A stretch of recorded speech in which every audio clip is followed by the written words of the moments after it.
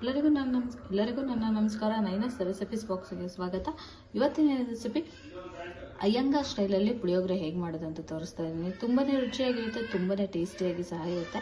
ನೀವು ಲಂಚ್ ಬಾಕ್ಸಿಗೂ ಸಹ ತಗೊಂಡು ಹೋಗ್ಬೋದು. ಹಾಗೆ ಆರಾಮಾಗಿ ಇದನ್ನು ಗೊಜ್ಜು ಮಾಡಿ ನೀವು ಫ್ರಿಜ್ಜಲ್ಲಿ ಆದರೆ 2 ತಿಂಗಳ ಕಾಲ ಇದನ್ನು ಸ್ಟೋರ್ ಮಾಡಿ ಇಟ್ಕೋಬೋದು. ಹೊರಗಡೆ ಆದರೆ ಒಂದು 15 ದಿನ ಇಟ್ಕೋಬೋದು. ಯಾರಾದರೂ ಗೆಸ್ಟ್ ಬಂದಿದ್ದಾರೆ ಅಂತಂದರೆ ಈ ಥರ ಗೊಜ್ಜು ಮಾಡಿ ಇಡೀ ಅನ್ನ ಮಾಡಿಬಿಟ್ಟು ಈ ಥರ ಕಲಿಸ್ಕೊಡಿ, ತುಂಬ ಇಷ್ಟಪಟ್ಟು ತಿಂತಾರೆ. ನಾನು ಸ್ಟಾರ್ಟ್ ಮಾಡೋಕ್ಕಿಂತ ಮುಂಚೆ ನನ್ನ ರೆಸಿಪಿ ನಿಮಗೆ ಇಷ್ಟ ಆದರೆ ಪ್ಲೀಸ್ ಲೈಕ್ ಮಾಡಿ, ಶೇರ್ ಮಾಡಿ, ಹಾಗೆ ಸಬ್ಸ್ಕ್ರೈಬ್ ಮಾಡಿ. ಸಬ್ಸ್ಕ್ರೈಬ್ ಮಾಡೋದ್ರಿಂದ ನಾನು ಹಾಕೋ ಹೊಸ ರೆಸಿಪಿನ ನೀವು ನೋಡ್ಬೋದು. ಬನ್ನಿ ಸ್ಟಾರ್ಟ್ ಮಾಡೋಣ. 3/4 ಕಪ್ನಷ್ಟು ಇದನ್ನು ತೊಗೊಳ್ಳಿ. ಹುಣಸೆಹಣ್ಣು ತೊಗೊಂಡಿದ್ದೀನಿ. ಗರೆ ಹುಣಸೆಹಣ್ಣಾದ್ರು ತೊಗೊಳ್ಳಿ, ಹಾಗೆ ಬಿಳಿ ಹುಣಸೆಹಣ್ಣಾದ್ರು ತೊಗೊಳ್ಳಿ. ಒಂದು ಮುಷ್ಟಿಯಷ್ಟು ತೊಗೊಂಡಿದ್ದೀನಿ. ಹುಣಸೆಹಣ್ಣ ಈ ಥರ ದುಂಡು ಮಾಡಿದೆ, ದೊಡ್ಡ ಉಂಡೆ ಥರ ಹಾಕಬೇಕು. ಈ ಥರ ಇಲ್ಲ ಅಂತಂದರೆ ಒಂದು ಕಪ್ಪಲ್ಲೇ ಹಾಕ್ಕೊಂಡ್ರೆ ಇದು ನಮಗೆ 3/4 ಕಪ್ನಷ್ಟು ಹಾಕಬೇಕು. ನೋಡಿ, 3/4 ಕಪ್ನಷ್ಟು ಇದೆ. ಇದನ್ನು ಈ ಹುಣಸೆಹಣ್ಣು ನೆಂದಿದೆ. ಇವಾಗ ನೀಟಾಗಿ ಕಿವುಚ್ಕೊಂಡು ಇದನ್ನು ರಸ ತಗೋಬೇಕು. ಒಂದು 3 ಸಲ ತಗೊಂಡ್ರೆ ಸಾಕಾಗುತ್ತೆ. ಇವಾಗ ಈ ಹುಣಸೆಹಣ್ಣಿನ ರಸನ ಈ ಥರ ಕಿವುಚ್ಕೊಂಡು ನೀಟಾಗಿ ಸೋಸ್ಕೋಬೇಕು.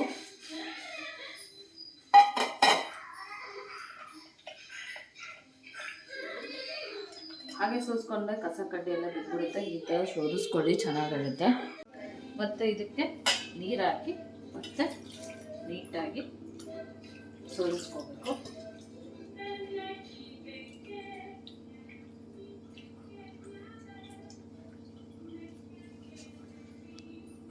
ನೋಡಿ, ಮತ್ತು ನೀಟಾಗಿ ಇದಕ್ಕೆ ಹಾಕಿ ನೀಟಾಗಿ ಈ ಥರ ಸೋದಿಸ್ಕೊಂಡೆ.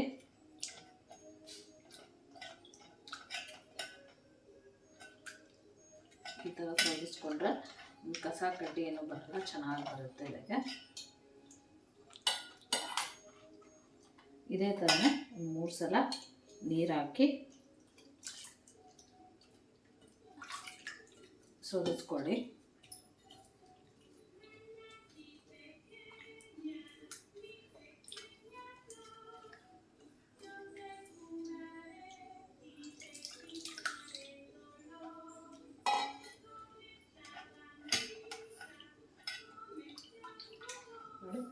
ಇವಾಗ ಸೋದಿಸ್ಕೊಂಡಿದ್ದೀನಿ.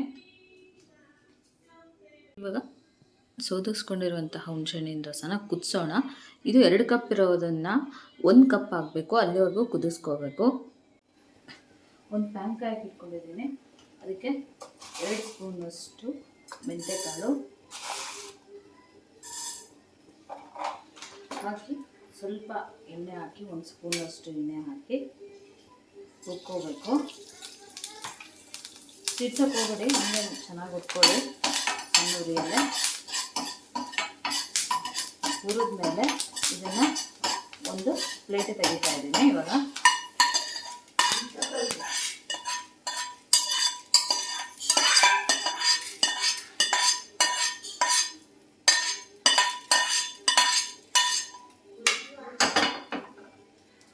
ಇದೇ ಪ್ಯಾನ್ಗೆ 2 ಸ್ಪೂನಷ್ಟು ಕಾಳು ಮೆಣಸು,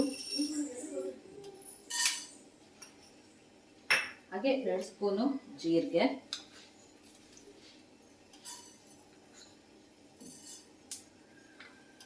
ಸ್ವಲ್ಪ ಎಣ್ಣೆ ಹಾಕಿ ಹುರ್ಕೋಬೇಕು ಚೆನ್ನಾಗಿ.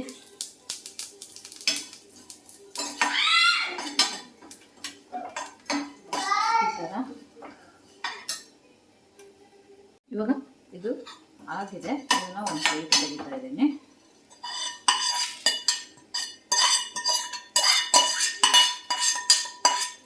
ಇದೇ ಪ್ಯಾನಿಗೆ ಕೊತ್ತಂಬರಿ ಕಾಳು ಹಾಕ್ತಾ ಇದ್ದೀನಿ. ಒಂದು 4 ಸ್ಪೂನಷ್ಟು ಕೊತ್ತಂಬರಿ ಕಾಳು,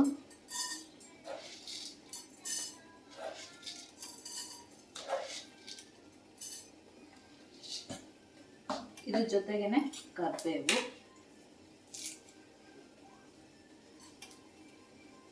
ಹಾಕಿ ಡ್ರೈ ರೋಸ್ಟ್ ಮಾಡ್ಕೋಬೇಕು. ಹಾಗೆ ಎಣ್ಣೆ ಏನು ಹಾಕಬಾರ್ದು, ಹಾಗೆ ಡ್ರೈ ರೋಸ್ಟ್ ಮಾಡ್ಕೊಳ್ಳಿ. ಇದು ಆಗಿದೆ, ಇದು ಒಂದು ಪ್ಲೇಟಿಗೆ ತೆಗಿತಾ ಇದ್ದೀನಿ. ಇದೇ ಪ್ಯಾನಿಗೆ ಒಣಮೆಣಸಿನ್ಕಾಯಿ ಹುರ್ಕೊಳ್ಳೋಣ. ಒಂದು 6 ಬ್ಯಾಡಗಿ ಮೆಣಸಿನ್ಕಾಯಿ, ಒಂದು 3 ಗುಂಟೂರು ಮೆಣಸಿನ್ಕಾಯಿ. ಖಾರ ಬೇಕು ಅಂತಂದರೆ ನೀವು ಗುಂಟೂರು ಮೆಣಸಿನ್ಕಾಯಿನ ಜಾಸ್ತಿ ಹಾಕ್ಕೊಳ್ಳಿ. ಬ್ಯಾಡಗಿ ಮೆಣಸಿನ್ಕಾಯಿ ಹಾಕೋದ್ರಿಂದ ಒಳ್ಳೆ ಕಲರ್ ಬರುತ್ತೆ, ಹಾಗೆ ಒಳ್ಳೆ ಟೇಸ್ಟ್ ಸಹ ಬರುತ್ತೆ.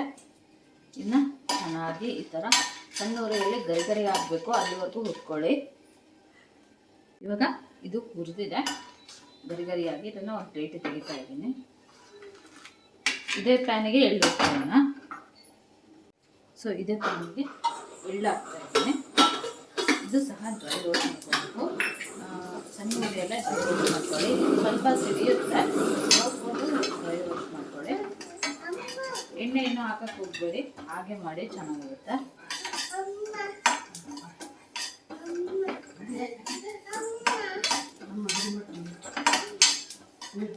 ಇದನ್ನ ಇವಾಗ ಒಂದು ಪ್ಲೇಟಿಗೆ ತೆಗಿತಾ ಇದ್ದೀನಿ.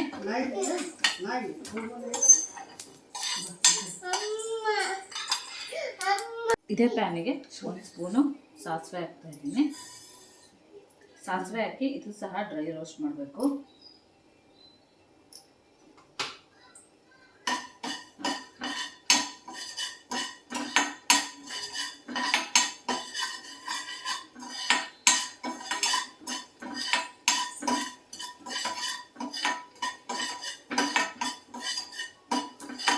ಆಗಿದೆ, ಇವಾಗ ತೆಗಿಯೋಣ.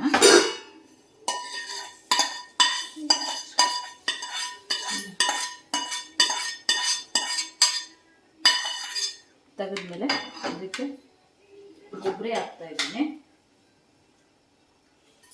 ಇದು ಸುಮಾರು ಒಂದು ದೊಡ್ಡ ಕಪ್ಪಲ್ಲಿ 1 ಕಪ್ನಷ್ಟು ಹಾಕ್ತಾ ಇದ್ದೀನಿ.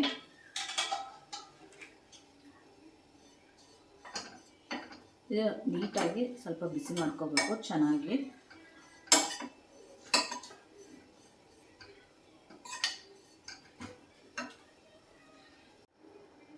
ಇದಕ್ಕೆ ಇವಾಗ ಕುದ್ದಿದೆ, ಇದಕ್ಕೆ ಬೆಲ್ಲ ಹಾಕ್ತಾ ಇದ್ದೀನಿ. ಇದು ಸುಮಾರು ಒಂದು ಅರ್ಧ ಕಪ್ನಷ್ಟಿದೆ. ನೀವು ಸರಿ ಸಹ ಹಾಕ್ಕೋಬೋದು, 3/4 ಕಪ್ ಸಹ ತಗೋಬೋದು. 3/4 ಕಪ್ ಹುಣಸೆಹಣ್ಣು ತೊಗೊಂಡ್ರೆ 3/4 ಕಪ್ನಷ್ಟು ಬೆಲ್ಲ ಹಾಕ್ಕೋಬೋದು. ಸ್ವೀಟನ್ನು ನೋಡಿ ಹಾಕ್ಕೊಳ್ಳಿ, ನಿಮಗೆ ರುಚಿಗೆ ತಕ್ಕಂಗೆ. ಇದು ಇವಾಗ ಇನ್ನೊಂದು ಸ್ವಲ್ಪ ಕುದಿಬೇಕು. ನಾವು 2 ಲೋಟದಷ್ಟು ನೀರು ಹಾಕಿ ತಗೊಂಡಿದ್ವಿ, ಇದು 1 ಲೋಟದಷ್ಟು ಹಾಕಬೇಕು. ಅಲ್ಲಿವರೆಗೂ ಇದನ್ನು ಕುದಿಸ್ಕೋಬೇಕು. ಒಂದು ಮಿಕ್ಸಿ ಜಾರ್ ತೊಗೊಂಡಿದ್ದೀನಿ. ಇದಕ್ಕೆ ಒಣಮೆಣಸಿನ್ಕಾಯಿ ಈ ಥರ ಮುರಿದು ಹಾಕಿ ಅವಾಗ ಚೆನ್ನಾಗಿ ಬ್ಲೆಂಡ್ ಆಗುತ್ತೆ. ಫಸ್ಟು ಒಣಮೆಣಸಿನ್ಕಾಯಿನ ಡ್ರೈ ರೋಸ್ಟ್ ಫಸ್ಟು ಪುಡಿ ಮಾಡ್ಕೊಂಬರೋಣ, ಆಮೇಲೆ ಇನ್ನು ಮಿಕ್ಕಿದ್ದನ್ನು ಹಾಕೋಣ. ಬೇಗ ಪುಡಿ ಆಗುತ್ತೆ ನಮಗೆ.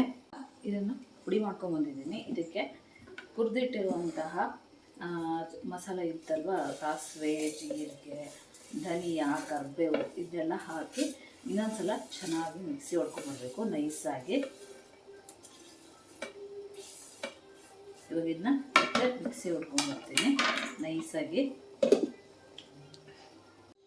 ಇದು ಇವಾಗ ಇಷ್ಟು ಪುಡಿ ಆಗಿದೆ ಅಲ್ವಾ, ಇದಕ್ಕೆ ಅರಿಶಿನ ಪುಡಿ ಹಾಕ್ತಾ ಇದ್ದೀನಿ. ಒಂದು ಅರ್ಧ ಟೇಬಲ್ ಸ್ಪೂನ್ ಅಷ್ಟು ಅರಿಶಿನ ಪುಡಿ ಹಾಕಿ ಇದನ್ನು ಮತ್ತೆ ನೈಸಾಗಿ ಪುಡಿ ಮಾಡಬೇಕು. ಇವಾಗ ನೈಸಾಗಿ ಪುಡಿ ಮಾಡ್ಕೊಂಬರ್ತೀನಿ. ಇವಾಗ ನೋಡಿ, ಇದು ಪುಡಿ ಆಗಿದೆ. ಇಷ್ಟು ನೈಸಾಗಾದರೆ ಸಾಕು. ಇದನ್ನ ಒಂದು ಪ್ಲೇಟಿಗೆ ತೆಗಿತಾ ಇದ್ದೀನಿ. ಇದೇ ಮಿಕ್ಸಿ ಜಾರಿಗೆ ನಾವು ಎಳ್ಳನ್ನ ಮಿಕ್ಸಿ ಮಾಡ್ಕೊಳ್ಳೋಣ. ಇದಕ್ಕೆ ಇವಾಗ ಎಳ್ಳು ಹಾಕ್ತಾ ಇದ್ದೀನಿ.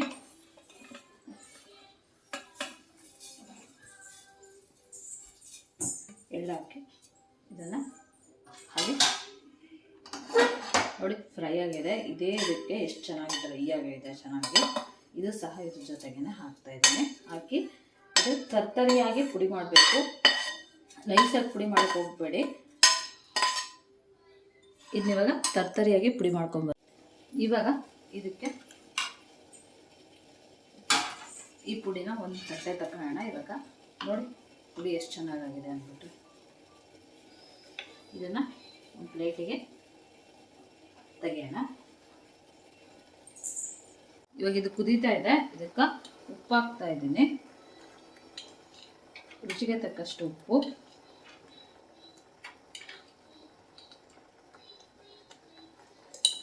ಉಪ್ಪು ಹಾಕಿ ಚೆನ್ನಾಗಿ ಕೈಯಾಡಬೇಕು. ನೋಡಿ ಇವಾಗ ಗಟ್ಟಿಯಾಗಿದೆ, ಚೆನ್ನಾಗಿ ಹದ ಬಂದಿದೆ. ಇದಕ್ಕೆ ಪುಡಿ ಹಾಕೋಣ. ಇದಕ್ಕೆ ಸ್ವಲ್ಪ ಅರಿಶಿನ ಪುಡಿ ಹಾಕ್ತಾ ಇದ್ದೀನಿ.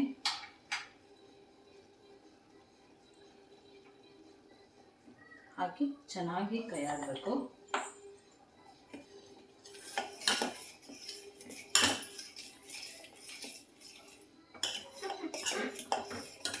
ಮಿಕ್ಸ್ ಆದಮೇಲೆ ಇದಕ್ಕೆ ಮಾಡಿಟ್ಟಿರುವಂತಹ ಪುಡಿನ ಹಾಕೋಣ.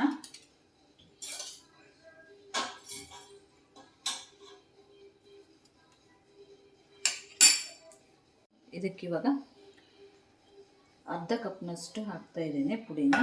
ಇದಕ್ಕೆ ಅರ್ಧ ಕಪ್ನಷ್ಟು ಹಾಕಿ ಸಾಕಾಗುತ್ತೆ. ನೀಟಾಗಿ ಮಿಕ್ಸ್ ಮಾಡ್ಕೊಳ್ಳಿ ಚೆನ್ನಾಗಿ.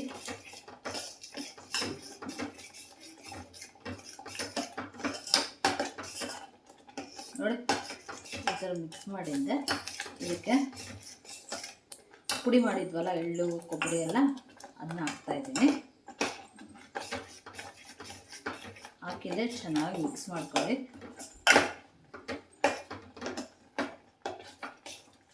ನೋಡಿ ಈ ಥರ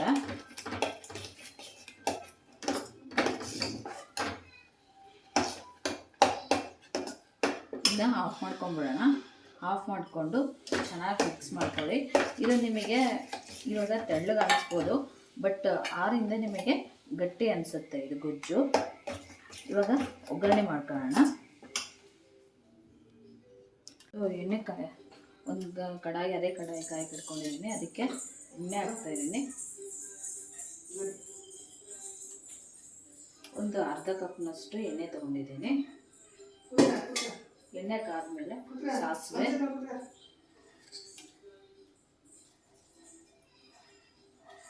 ಹಾಗೆ ಜೀರಿಗೆ, ಇದು ಚೆನ್ನಾಗಿ ಸಿಡಿಬೇಕು.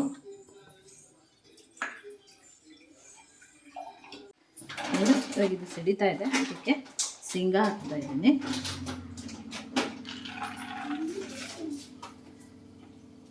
ಶೇಂಗಾ ಗೋಲ್ಡನ್ ಕಲರ್ ಬರಬೇಕು, ಅಲ್ಲಿವರೆಗೂ ಫ್ರೈ ಮಾಡ್ಕೋಬೇಕು.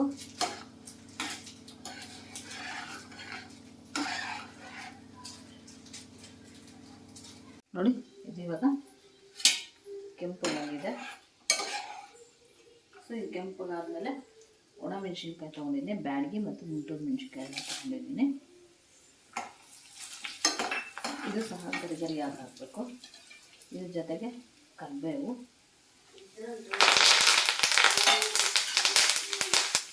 ಇದು ಸಹ ಗರಿಗರಿಯಾಗಿ ಹಾಕಬೇಕು. ಇವಾಗ ಇದನ್ನ ಆಫ್ ಮಾಡ್ತಾ ಇದ್ದೀನಿ. ಇದನ್ನ ಒಗ್ಗರಣೆಗೆ ಹಾಕೋಣ. ನೋಡಿ ಮಾಡಿಟ್ಟಿರುವಂತಹ ಗೊಜ್ಜಿಗೆ ಇವಾಗ ಗಣೆ ಸೇರಿಸೋಣ. ನೋಡಿ ಎಷ್ಟು ಗಟ್ಟಿಯಾಗಿದೆ ಅಂದ್ಬಿಟ್ಟು. ಇದು ಆವಾಗಲೇ ಮಾಡಿ ಆವಾಗಲೇ ಕಲಿಸ್ಕೊಂಡು ತಿನ್ನೋದಕ್ಕಿಂತ ನಾವು ಮರುದಿನ ನೋಡಿ ಗೊಜ್ಜು ರೆಡಿಯಾಗಿದೆ, ಎಷ್ಟು ಚೆನ್ನಾಗಿ ಕಾಣಿಸ್ತದೆ ಅಂದ್ಬಿಟ್ಟು. ಇದು ನೆಂದಷ್ಟು ನಿಮಗೆ ಚೆನ್ನಾಗಾಗುತ್ತೆ ಗೊಜ್ಜು.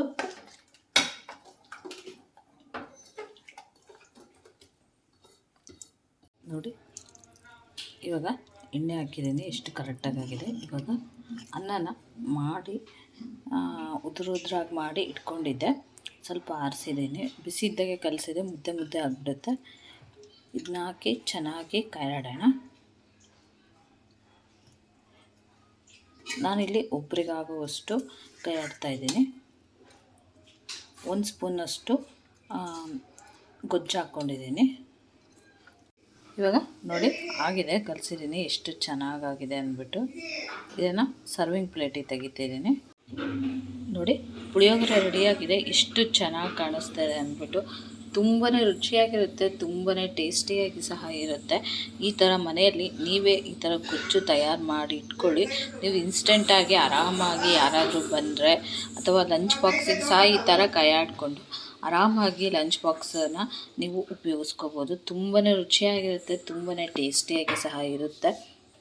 ನೀವು ಸಹ ಮನೇಲಿ ಒಂದ್ಸಲ ಟ್ರೈ ಮಾಡಿ ನೋಡಿ ಹೇಗಿತ್ತು ಅಂತ ನನಗೆ ಕಮೆಂಟ್ ಬಾಕ್ಸಲ್ಲಿ ತಿಳಿಸಿ. ನನ್ನ ರೆಸಿಪಿ ನಿಮಗೆ ಇಷ್ಟ ಆದರೆ ಪ್ಲೀಸ್ ಲೈಕ್ ಮಾಡಿ, ಶೇರ್ ಮಾಡಿ, ಹಾಗೆ ಸಬ್ಸ್ಕ್ರೈಬ್ ಮಾಡಿ. ಸಬ್ಸ್ಕ್ರೈಬ್ ಮಾಡೋದ್ರಿಂದ ನಾನು ಹಾಕೋ ಹೊಸ ಹೊಸ ರೆಸಿಪಿನ ನೀವು ನೋಡ್ಬೋದು. Thank you.